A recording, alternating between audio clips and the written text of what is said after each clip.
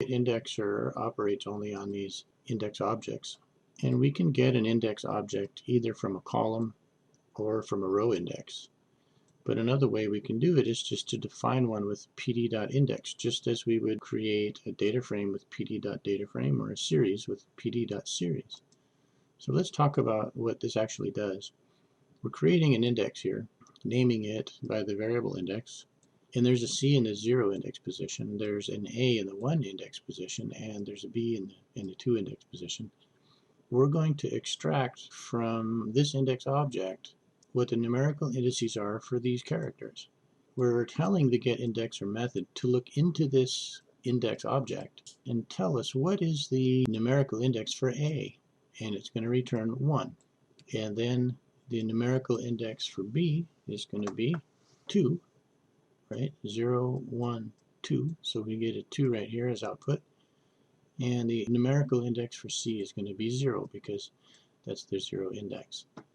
So we're going to use getIndexer to go into this template data frame that we created and grab the indices out of here for each one of the genres that accompany each one of our movies.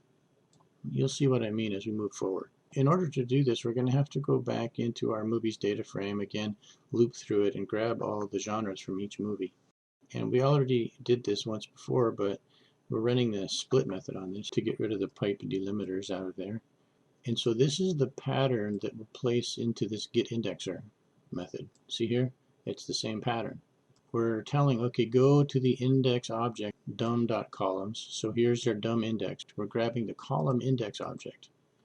And we're saying go there and get the indexes from there for these 3 objects.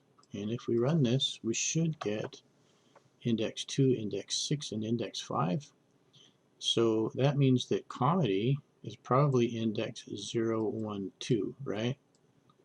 And what's index 6? Index 6 should be drama. If this is 2, then this is 3, 4, and 5, and 6. Yeah, 6 is drama. And 5 must be romance. And if drama is 6, romance must be 5. So this is performing in the way that we need it to. What's our next step? Well, in order to discuss our next step, I've created another sample down here. Now this is just a sample for explanation purposes only. And in this sample, I'm creating 2 rows and 7 columns of zeros. Then that's being converted into a data frame right here, and we're naming the columns A, B, C, and A. So that's our 7 columns. And now that we have that, we're going to use this getIndex, which returned the index of 2, 6, and 5. We're going to go into the first row of this new sample data frame, and we're going to set these indices of that first row. We're going to set them all equal to 1. And so we're simulating the behavior of getDummies right here. Rather than using getDummies, we're actually creating dummies manually. That's the program here.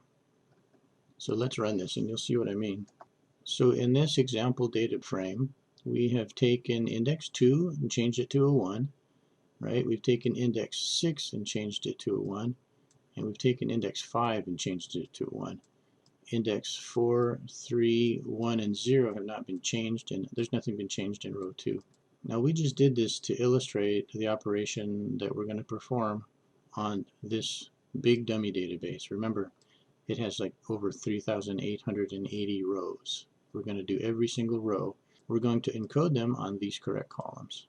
Now there's more than one way to loop through these. Let's go down here and talk about this for a moment.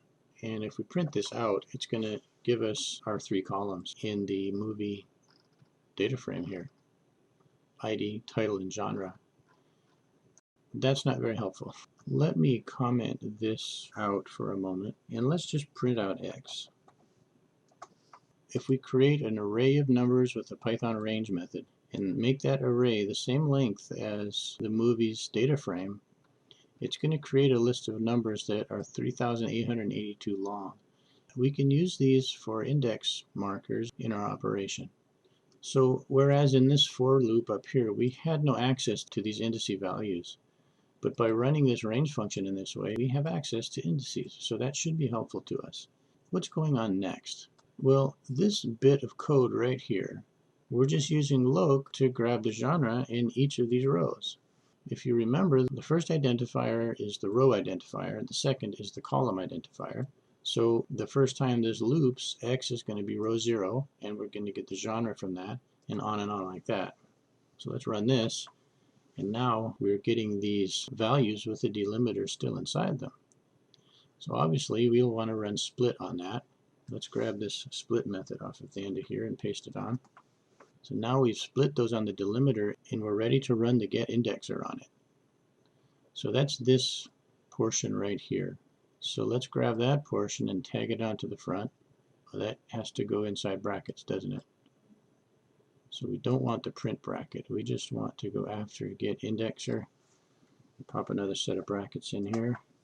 And there we go. Those are our indices. We just took all that and we put it inside of a variable so that we could use it in here. So we don't really need this right now. Let's delete that. Let's uncomment these.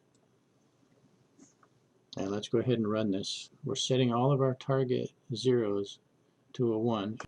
And let's check and see what's happened. Well, here's ones. There's 3 ones set in this first column. Looks like 2 ones set in the second column. Let's get 10 of these and check. Yeah, so it looks like we've encoded our entire 3,882 columns. And in our next video, we're going to look at 2 more approaches to solving the same problem.